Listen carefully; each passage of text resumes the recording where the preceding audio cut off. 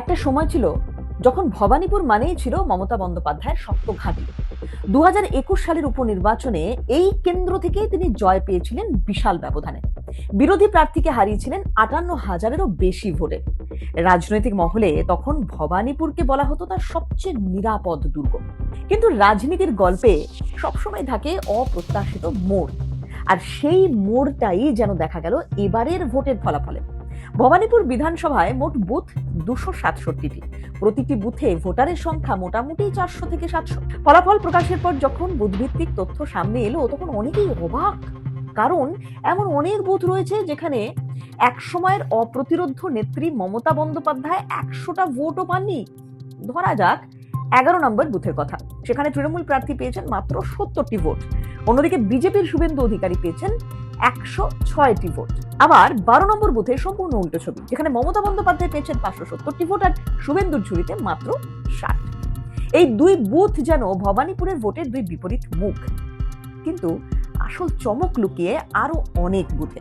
14 নম্বর বুথে মমতা পান মাত্র 43টি ভোট, 16 নম্বর বুথে 42, 20 নম্বর বুথে 41, 24 নম্বর বুথে 45, 77 নম্বর বুথে 40, 89 নম্বর বুথে 41, 105 নম্বর বুথে মাত্র 31টি ভোট। সংখ্যাগুলো শুনতে অবিশ্বাস্য লাগলেও কমিশনের তথ্য তাই বলছে।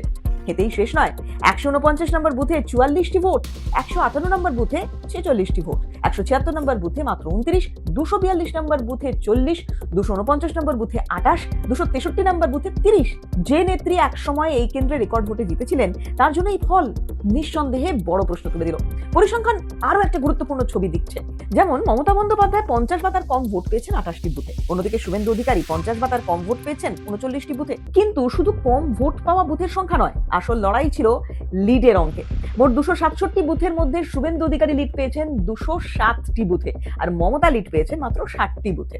এই বিশাল ব্যবধানই শেষ পর্যন্ত নির্ধারণ করে দেয় ফলাফল। চূড়ান্ত গণনায় ভবানীপুরে মমতা বন্দ্যোপাধ্যায় পান 58,812 ভোট, অন্যদিকে শুভেন্দু অধিকারী পান 73,917 ভোট।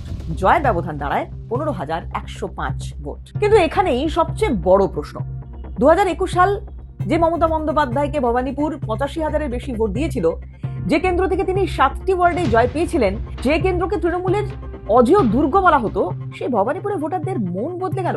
রাজনীতিতে কোনো দুর্গই চিরস্থায়ী নয়, আবারও প্রমাণিত। জনমতের হাওয়া বদলালে সবচেয়ে শক্ত ঘাঁটিও একদিন কেঁপে উঠতে পারে। আপনি কি বলেন?